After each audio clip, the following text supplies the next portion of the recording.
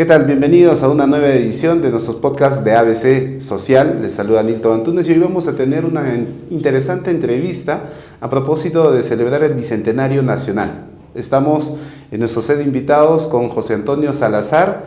Él es un historiador muy conocido en la región Ancash, pero su conocimiento ha traspasado nuestras fronteras regionales. Incluso él ha estado hace poco como ponente a propósito de celebrar el Bicentenario de la Batalla de Junín y además autor, escritor y exfuncionario público. Con nosotros está José Antonio, bienvenido, muchas gracias por haber aceptado nuestra invitación, un gusto volver a verlo después de algunos meses.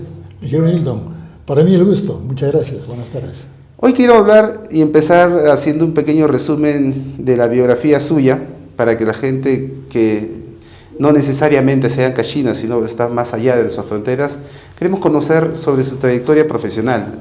¿Con quién estamos sentados ahora? ¿Quién es José Antonio Salazar? Porque todos recuerdan que había un músico cantando en el primer vuelo de Anta Huaraz, Anta Lima, ¿no? En nuestro primer vuelo regional que se tuvo hace algunos meses. Sí, realmente soy multifacético en ese sentido porque aparte de hacer arte, hago música, hago teatro. Bueno, también me he dedicado a la escritura y tengo trabajos sobre historia y cultura regional, que esa es mi investigación, que ese es el tema de mi atracción. Ya tengo como 40 años investigando esos temas, he publicado unos 12 libros para niños especialmente y para profesores, porque soy docente de formación, pero en el camino me he ido profesionalizando, ¿no? He sacado un doctorado en educación y últimamente estoy ya por sustentar, probablemente en el mes de noviembre sustente la maestría en historia por la San Marcos, que es la universidad que me apoya y me auspicia. Perfecto, entonces con buenos pergaminos hoy empezamos un tema importante y queremos conocer sobre la participación de los pueblos serranos, andinos, costeños en nuestro proceso de independencia del Perú. Es un tema que quisiéramos abordar con profundidad porque a propósito de la historia se ha contado poco de la participación de nuestros paisanos serranos en los procesos de independencia, ¿no? Hay bastante escrito sobre la participación de José de San Martín, que vino desde Argentina, o de Simón Bolívar de la Gran Colombia, y los ejércitos que se sumaron a independizar del virreinato, pero quizás se ha omitido en estos pasajes de la historia mencionar a nuestros connacionales y su aporte significativo en nuestra gesta de independencia. Cierto, y eso es real, Nilton, porque no solamente en la independencia, a lo largo de toda la época colonial y en la historia republicana, los pueblos han estado invisibilizados, ¿no? Por una aristocracia que ha escrito los libros a su estilo, a su gusto, y ahora estamos en una etapa de conversión. Entonces, este bicentenario ha sido para abrir ese tema. Y te comento, ¿no?, de que el hecho de que yo a mi edad me haya puesto a estudiar una maestría en historia fue aprovechando la pandemia, pero quería llegar a este tema. El bicentenario para nosotros ancashinos ha pasado desapercibido. Cuando estaba en la División de Cultura nos salieron con la novedad de que Ancash no entra en la ruta del bicentenario porque no aportó nada. Yo me enfurecí cuando estaba en la dirección. Y cuando hablé con los responsables me dijeron, Ancash no tiene historiadores que defiendan pues a su tierra, que difundan. Y ahí es que me metí aprovechando la pandemia. El tema es un poco duro, pero bueno, me inscribí, postulé a la maestría en San Marcos y aproveché que era virtual, ¿no?, porque si no, no podía. Siempre quise hacer esa maestría, pero hice los 2 años ahí. Y recuerdo mucho que el asesor del primer ciclo me dijo, usted no es de la carrera, ¿cuál va a ser su tema de investigación? Le dije, Mariscal Usuriaga. Me dijo, de biografías estamos ya hartos los historiadores. Tiene que combinar con algo, me dijo, para que tenga valor su investigación. Y tenía mucha razón. ¿Y con quién lo relaciono? Con los indígenas del departamento de Huaylas. Entonces, ahí es que mi investigación toma fuerza, toma cuerpo, y eso es lo que me ha valido para poder viajar a los eventos que se han realizado, porque somos pocos en San Marcos, estamos investigando el tema de la independencia. Es quien habla, un historiador de Huánuco también, que ve esos temas, entonces por eso estamos siendo invitados, ¿no?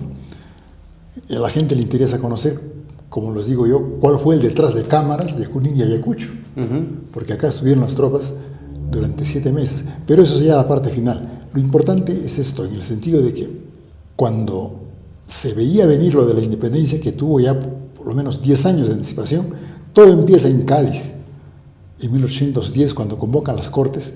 En 1810 es que el rey de España es deportado por Napoleón.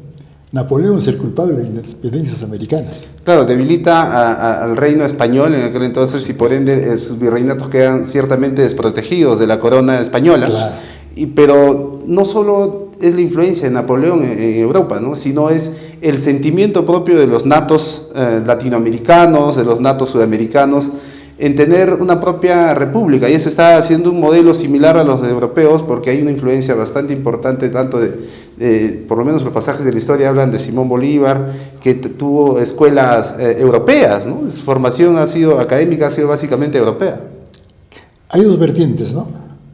Pero lo fundamental es la corriente nacionalista que empezó con Túpac Amaru, Claro. ¿no? Que fue un tema también muy fuerte, muy potente, pero el mensaje de la rebelión de Túpac Amaru fue el de la violencia, que eso quedó tanto entre patriotas y como los españoles.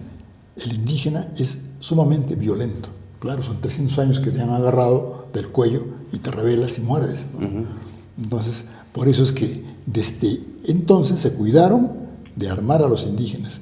Y tenemos en 1812 la rebelión de Huánuco, que también fue así de violenta, ¿no? Y que fue apoyada por los conchucanos, que tomaron el pueblo de Aguamiro, La Unión, porque estaban molestísimos, ¿no? Y te digo, ¿qué pasó?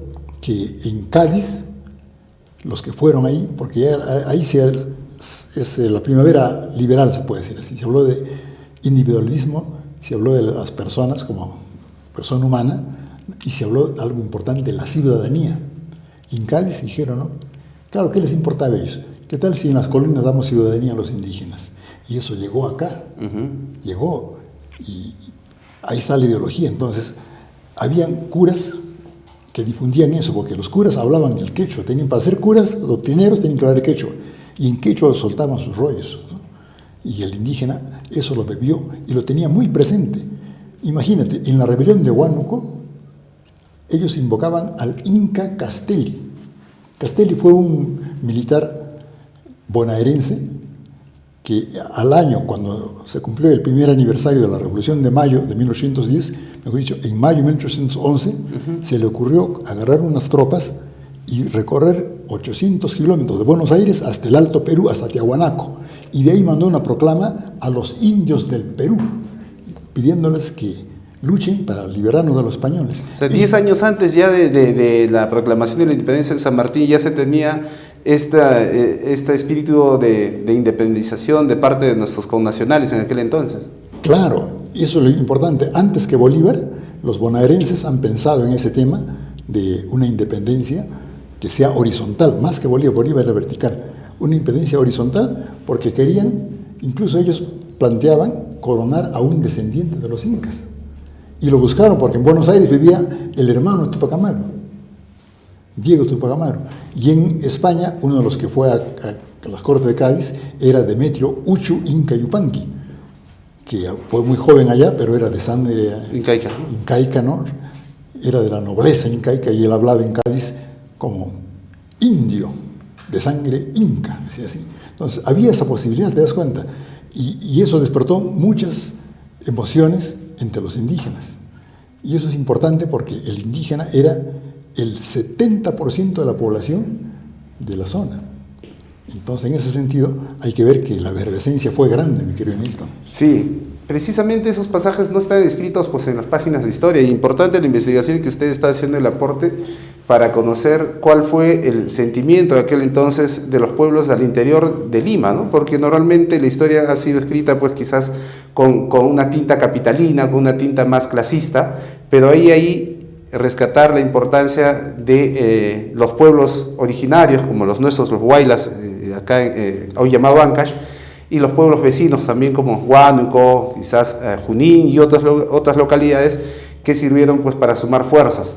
Yo quisiera centrar un poco en estos últimos años previo a la independencia, después de que José de San Martín en Lima diera el grito libertario y anunciara la proclamación. Fue una proclamación política, pero realmente todavía la corona española tenía dominio sobre gran parte de nuestro territorio, principalmente en el territorio sureño, ¿no? Entonces, porque ahí todavía se sentía la presencia del virreinato, ¿no? Y las fuerzas españolas eran compuestas básicamente por peruanos. Claro, el tema es interesante porque en todo ese periplo, la figura de San Martín es gloriosa, ¿no? Él se da cuenta de qué les vale que las Provincias Unidas, que llamaban el Río de la Plata, hayan proclamado su independencia cuando Chile estaba dominada, cuando Perú estaba dominado. Dice, primero, vayamos, ya no por Alto Perú, porque se fracasó, vayamos por Chile y logra independizar Chile. Y el gobierno que se instala en Chile, que lo presidía O'Higgins, se compromete a financiar la expedición libertadora hacia el Perú. Y San Martín tenía dos brazos en ese sentido, los bonaerenses y Chile. Pero en Buenos Aires se pelean entre liberales y conservadores, le quitan el apoyo. Es por ello que él viene con una fuerza disminuida de apenas 5.000 soldados, cuando quería venir con 10, porque los españoles eran 16.000 soldados. Entonces, con 5.000 que no podían ni tomar Lima. Por eso, primero Pisco, después Huaura, y de ahí dijo, claro, los pueblos del norte están a favor, que se proclama la independencia. Huaraz proclama su independencia un 29 de noviembre de 1820. Mucho antes de la independencia nacional. Claro. Un mes después, el 29 de diciembre de ese año, Trujillo. Y con Trujillo ya hubo ahí una fuerza grande. Porque Trujillo, ¿y por qué, por ejemplo, en Huaraz no se celebra esa fecha? Por ejemplo, otras regiones como La Libertad sí celebran. Claro. Y dicen, no habría independencia si hubiese gestado la independencia en la intendencia de Trujillo aquel entonces. Así le decían, ¿no? Pero aparte de las intendencias estaban los partidos, pues, ¿no? Y Huaylas era un partido nomás. Partido Huaylas, partido con Chucos. Y Huaylas fue el primer partido a nivel del norte del Perú que proclama su independencia. Porque los otros, ¿quién hizo 5 días antes? Lo hizo Huancayo, porque tenía el ejército ahí. Pero también el tema de Huancayo es un poco triste porque ellos han sido el pueblo que más poco tiempo duró su independencia. En menos de 3 meses volvieron a ser realistas, por la cercanía de las tropas españolas. Pero en el caso nuestro es diferente, porque aquí casi todo el norte sí tenía, aparte de los recursos, tenía muchas ideas en ese sentido, y La Libertad fue decisivo, porque era una intendencia, ahora acaba Chachapoyas y Piura, todo el norte, ¿no? Es por ello que San Martín crea en el 12 de diciembre del año 1821 los 4 primeros departamentos del Perú libre. Mejor dicho, crea el Perú con 4 departamentos, el Perú independiente. Uno de ellos fue Huaylas, con su capital Huaraz, ¿no? El otro, Tarma, con su capital Tarma, la misma ciudad de Tarma, y las dos eran, pues, la costa, tenía como capital Huaura, y Trujillo, que era la más grande de todas, ¿no? Pero de todos esos 4 departamentos, nombró presidentes. Y de los 4, el que mejor supo ganarse a la gente y el que mejor gobernó, el que dio las disposiciones más claras, fue Toribio de Luzuriaga. Ese es el personaje para nosotros valioso, porque de todos los militares que han luchado por la independencia, todos los peruanos, él fue el primero en levantar armas contra los españoles, porque lo hizo en 1810 estando en Argentina, él vivía en Argentina. Es un personaje realmente glorioso, el Luzuriaga.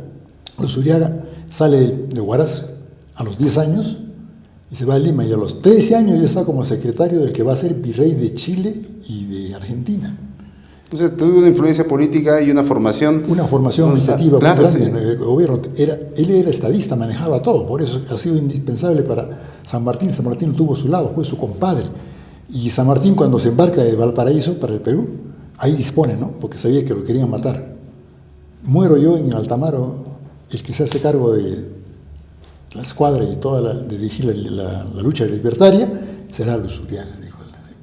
Y Luzuriaga, conociendo Huaraz, hablaba quechua, él envía desde el barco una proclama de libertad a su pueblo acá, que fue difundida. Lamentablemente no se ha encontrado esa copia de esa proclama de libertad. El único documento es una carta de San Martín donde dice: lo he enviado a Guayaquil porque los patriotas lo necesitan, es el mejor guerrero que tengo, pero para defender la proclama de libertad que emitió para su tierra, estoy enviando al coronel Campino con el batallón de Chile número 5 a que proclame la independencia en Huaraz y los pueblos de Huaylas.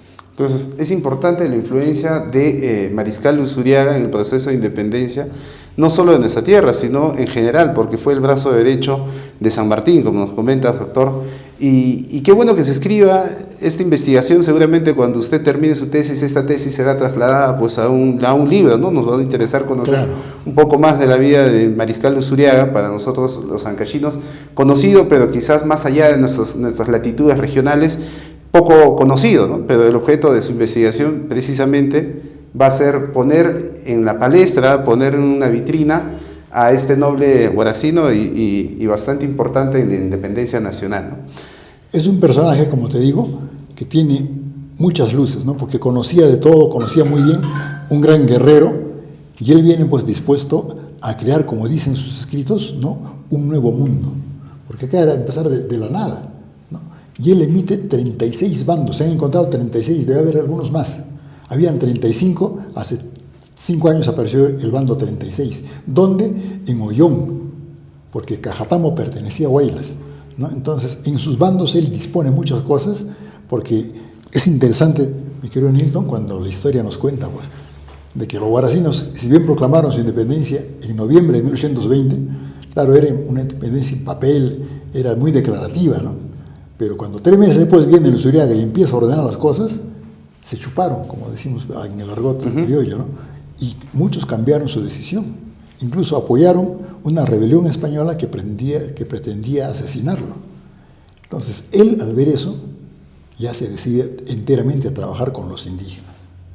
Necesitaba una base social que respalde su decisión política, ¿no? Porque no podía trabajar con una élite guaracina que tenía dudas en aquel momento de liderazgo suyo, ¿no? Porque decían, posiblemente, me imagino, no va a venir alguien de afuera a darnos órdenes, posiblemente ha sido la percepción de alguno.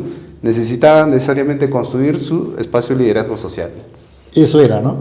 Pero lo importante, aparte de todos estos temas, es que él dice, no voy a apoyarme en los caciques, que son gente desprestigiada, que son gente ya mañosa, se puede decir así, ¿no? Entonces, él eleva a los que eran los alcaldes pedáneos, que se llamaban en ese tiempo, les da rango militar, les da autoridad política. Hay un bando que tiene casi 4 páginas, porque es muy detallado, ¿no? Dice atribuciones, deberes. A los alcaldes pedáneos, que antes solamente se dedicaban a temas religiosos, les da, como repito, mando militar. Va construyendo un ejército. Claro, guerrillero, con ellos, en todos los pueblos. Y como hablaba muy bien en quechua, entonces se entendía bien. Y claro, para ser alcalde pedáneo había que saber leer un poco también, ¿no? Escribir. Entonces, todas esas cosas son importantes porque este señor empodera de tal manera a los indígenas que se sentían pues en la gloria. Porque él les dice, ya, ustedes se apuntan a las guerrillas, se les va a pagar. A sus familias se les va a mantener, el Estado va a mantener a sus familias y les va a reservar sus terrenos. Nadie va a tocar sus terrenos hasta que vuelvan. Así, ¿no? Les da unas órdenes humanistas excelentes. Para empezar, el tributo, la mita, el trato de indios, todo eso lo anula y les da esa facultad. Entonces, el indígena, apenas tuvo 8 meses el hombre, pero el indígena ancachino ahí se le prendieron todas las luces. Avisoró en un retorno al Tahuantinsuyo, avisoró que venía el gran Pazacuti. En nuestros mitos, mi querido Nilton, el Pazacuti es el tiempo del gran cambio, ¿no? Pazacuti, la transformación. Claro, la transformación. Entonces dijeron el retorno del Inca. Y eso se ha expresado acá en Huaylas, más que en otro lugar, gracias a Luzuriaga. Porque cuando se va a Luzuriaga, San Martín también se retira. Luzuriaga sale en diciembre de 1821 en misión diplomática, con una consigna: lograr que los patriotas de Buenos Aires abran otro frente de batalla en el Alto Perú, para separar el ejército español, que como te digo, 16.000 soldados, los separas, ya puedes atacar con los que tienes, ¿no? Un grupo. O sea, dejaron el terreno un poco más llano para que Simón Bolívar, que vino del norte con el ejército de la Gran Colombia, pueda entrar a un territorio ya con mayores fuerzas, con mayores ejércitos, porque lo que estaba construyendo desde la perspectiva de la historia que usted nos está contando es que el mariscal Luzuriaga dejó las cosas bastante cómodas para que políticamente ellos puedan sumarse al ejército que viniera con Simón Bolívar. Pero hay un interín, el año 22 es importante, 22 y 23, porque Junín Ayacucho 24 todavía, ¿no? La independencia es muy larga en el Perú. Entonces, ¿qué sucede? Se va a San Martín, porque fracasó su entrevista de Guayaquil, pero él deja instalado el Congreso Constituyente.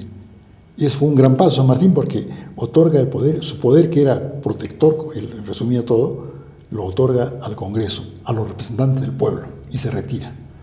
Y ahí viene la discusión de qué debíamos ser, o república o monarquía. ¿No? ¿Qué es eso?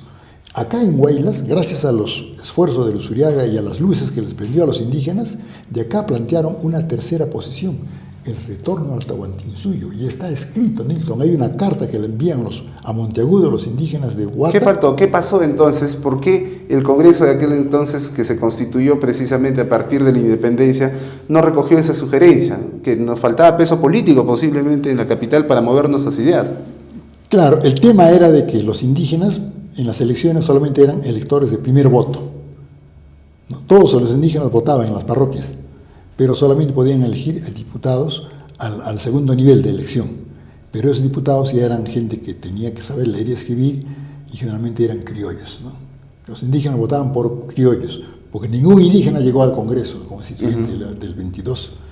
De modo que ahí quedó. El único indígena que llegó fue un cura, también huaracino, Julián de Morales, el famoso que se llama Nuna Cochachi. Y él en sus intervenciones, también he seguido esa investigación, es el único que defiende al indígena en el Congreso, que pide educación para los indígenas, y él es el que crea el Colegio de la Libertad, porque igual que Luzuriaga abogó por la educación primaria, ¿no?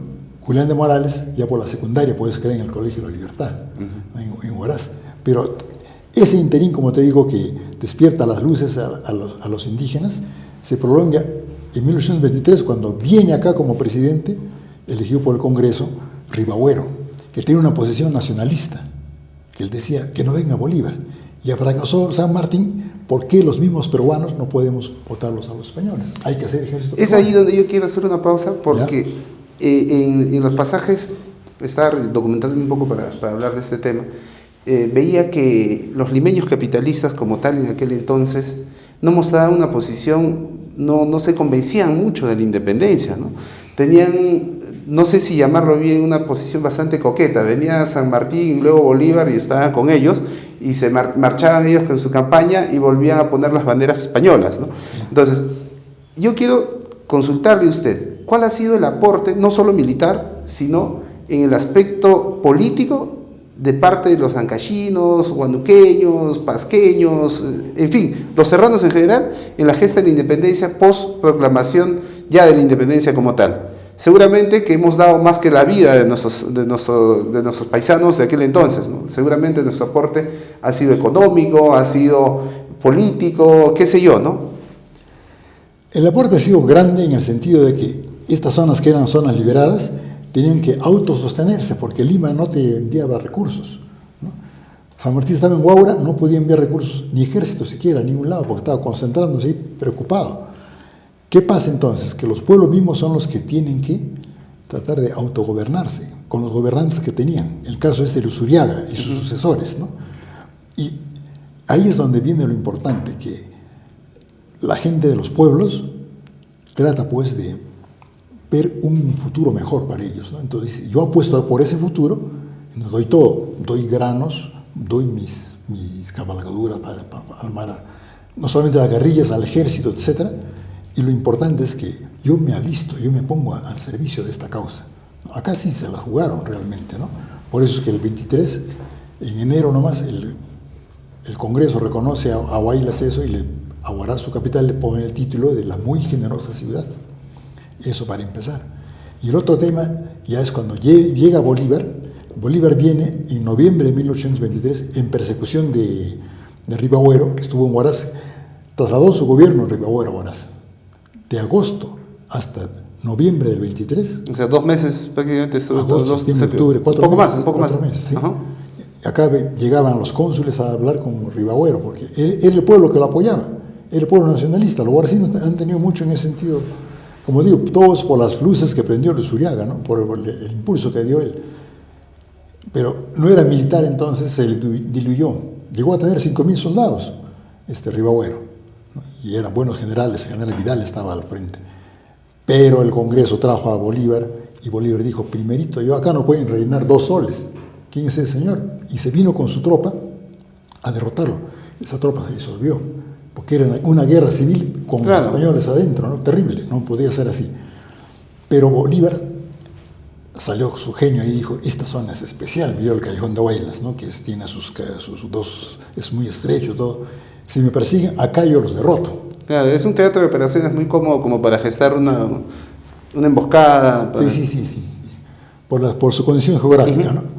Y es así. Y acá otro tema que he descubierto, entre comillas, en mi investigación, porque los 5.000 soldados, perdón, los 3.500 guerreros de élite que trajo Bolívar, colombianos y venezolanos, que le acompañaron en toda su campaña triunfadora, ellos se quedaron acá desde noviembre del 23 hasta junio del 24. Acá se prepararon, acá, la tropa de élite, que vino menguada. Por ejemplo, ahí tengo los datos, ¿no? El batallón, uno de los que triunfó en Junín, que se llamaba los Húsares de Colombia. Y acá se creó algo similar, los Húsares de Perú. Claro, pero los Húsares de Colombia apenas llegaron 60. Había mucha deserción y muertes por enfermedades. Completaron a 600 con gente de acá. Entonces fue el aporte de los ancachinos, fue más a hacer un ejército de élite de aquel entonces. Claro, porque las tropas peruanas, las propias, se iban preparando, ensayando, estaban concentradas entre Huamachuco y Cajamarca. Ahí iban todos los peruanos. Y los colombianos, como digo, estaban acá. Y agarraban para completarse a la gente nuestra. Y los nuestros se metieron ahí. Es por ello que tú no encuentras un nombre de un ancachino, es muy raro, hay 2, 3, en las tropas y en las listas. En la lista de los Húsares colombianos. Estaban registrados en la lista de los colombianos. Yo he revisado y ahí encontramos a Yayiguamán, llevamos un apellido de ancachino. Un apellido local. Claro, sí, ¿no? están los apellidos antiguos, ¿no? Los Cochachi, todos ellos están ahí en las tropas colombianas porque se juntaron ahí y ellos fueron los que dieron el triunfo en Junín y Ayacucho. Es importante ese tema, mi querido. Y eso está bastante bonito que ustedes nos cuenten y nos dé el aporte. Vamos a ir cerrando con esta entrevista. Seguramente estos temas dan para rato y es bastante bonito conversar sobre el aporte de los ancachinos en la independencia nacional. Yo quisiera hacerle una consulta. Usted ha estado hace poco como uno de los ponentes a propósito del bicentenario de la batalla de Junín. Los huancaínos, la gente de la región Junín, muy orgullosa de su aporte también, al igual que nosotros. ¿Cuál ha sido su experiencia de haber participado ya en las grandes ligas como un historiador, como representante de los pueblos de nuestra región Ancash y dar ese aporte hacia la academia? Sí, es importante el hecho de que hayamos participado tanto en Junín, luego en Ayacucho, porque ellos han adelantado. Como el Ayacucho va a celebrar en diciembre, más que todo deportivamente, están convocando a los Juegos Panamericanos, entonces se adelantaron. En agosto han hecho los congresos internacionales sobre la batalla de Ayacucho, ¿no? Y ha venido gente notable. Y muchos decían, pues, vino un historiador mexicano que dijo, el indígena no ha participado para nada, el indígena estaba a favor del español. Y tuve que refutarlo con los datos que tengo, ¿no? Con los datos que tengo, porque entonces ya se les ha hecho entender de que los pueblos de Huaylas, de Huánuco, han tenido que un gran aporte, un aporte único, muy valioso, y que sin ellos no podían hacer nada los ejércitos colombianos que llegaron acá, porque no conocían el terreno. Y el hecho de haber estado 7 meses en este lugar, eso también les expliqué, ¿no? Cómo es el Callejón de Huaylas. Y encontré un documento donde Bolívar le dice a Sucre, hazlos pasar cada 15 días la cordillera, para que se tomen a Soroche a la altura. ¿Están aclimatando? Acá se han aclimatado, porque la pampa de Junín está a 4.000, es un frío terrible. Así es. Hubo una primavera democrática de 3 años. Volvieron salió el rey, o le obligaron a firmar la Constitución, pero el rey retoma. Entonces, acá el virrey La Serna era de los liberales. Y Olañeta, que era un general de los más poderosos, el que tenía el ejército del Alto Perú, era conservador. Al ver que en España retorna el rey, Olañeta le dice, yo debo gobernar, yo debo ser el virrey. Y se pelearon. Sí. Y Olañeta se retira con su ejército al Alto Perú. Y Bolívar ahí dice, ya no lo espero más en Huaylas, porque había querido dar la batalla. Y se va a su transporte. Salió de acá a mediados de junio, y menos de 2 meses ya fue la batalla de Junín, fue el 6 de agosto. ¿No? Esa batalla marcó todo, porque quedaron tan desmoralizados, a pesar que solamente fue la caballería la que perdió, ¿no? Tan desmoralizados quedaron que ya fueron de tumbo en tumbo y en Ayacucho fue la debacle, a pesar que tenía más armamento todo, y eso hablábamos en Ayacucho, porque decían, ¿no? 11 cañones no dispararon ni un solo tiro de los realistas. ¿Qué pasó? ¿Por qué? Con esos cañones ganaban. Y así hay unas teorías, pero lo cierto y real es que quienes impidieron que funcionen esos cañones, etcétera, fueron los indígenas, ¿no? Los que estaban metidos en las partidas guerrilleras, que saboteaban los cañones de los españoles, saboteaban a las tropas, les quitaban el forraje, les hicieron la vida imposible para que lleguen disminuidos a esa batalla. Sí, estaban en términos numéricos en una proporción mayor, pero en el ánimo en el campo de batalla no estaban muy convencidos de ganarla, ¿no? Entonces por eso es que el ejército peruano, en ese entonces el ejército libertador, pues triunfó tanto en Junín como en Ayacucho y se cerró pues finalmente la independencia hace 200 años. Pero fue una independencia falsa, entre comillas, pues a los que verdaderamente se esforzaron, a los que lucharon, los pueblos criollos, más que criollos, mestizos e indígenas, ¿no? ¿En qué les benefició esa independencia? En nada. Desde el acta nomás de la claudicación, lo que le conocemos nosotros como la capitulación de Ayacucho. Sucre en su triunfo dijo ya, general Cantera, usted redacte los términos. Y él puso, el que quiere se va, el que no quiere se queda, el que se va que le paguen, el que se queda reserva sus títulos, reserva la gran gollería. Y continuó lo que en los estudios conocemos nosotros como la ley de hierro de la oligarquía, que es el poder hegemónico, ¿no? de la élite que no deja. Cambian mocos por babas, cambian los gobiernos, pero la élite está ahí, la oligarquía está ahí. Es como actualmente, ¿no? Tenemos partidos políticos, presidentes, etcétera, pero ese cogollo con Adán eran 12 apóstoles, ahora son los que han Club de la Construcción, esos los millonariazos, ¿no? Esos son los que gobiernan el Perú. Y siempre ha sido así, entonces no cambió. Y para el indígena fue peor porque la República permitió con Bolívar que se vendan sus tierras, con el cuento que van a ser propietarios, pero lo despojaron de todo. Sí, posiblemente esa ya sea una próxima edición y una historia diferente, porque podemos seguir hablando de estos temas. Hay un aporte importante también de los indígenas ya en la vida republicana del país. Por ejemplo, podemos hablar en otro momento, en otra edición quizás, ya del aporte de Atusparia, acá en nuestra región. Podemos seguir hablando de otras personas importantes en nuestra historia ya en la vida republicana. Agradezco la presencia de José Antonio Salazar en esta edición. Les invitamos a suscribirse en nuestros canales de podcast, en ABC, en YouTube. Estamos en las redes sociales, en TikTok y en el Facebook también como ABC. Entonces nos estamos encontrando en una próxima edición. Muchas gracias a usted por haber participado en nuestra edición y un saludo final. Sí, muchas gracias, Milton.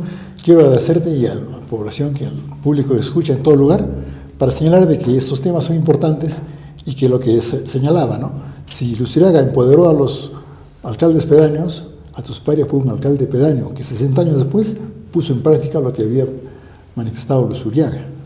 Precisamente estoy invitado a México en diciembre para exponer sobre Atusparia ya y su contribución, porque les he dicho a los mexicanos, ustedes tuvieron su revolución campesina en 1910, 25 años antes hubo una revolución campesina en mi tierra, en Ancash, encabezada por Luzuriaga y Uchcu Pedro.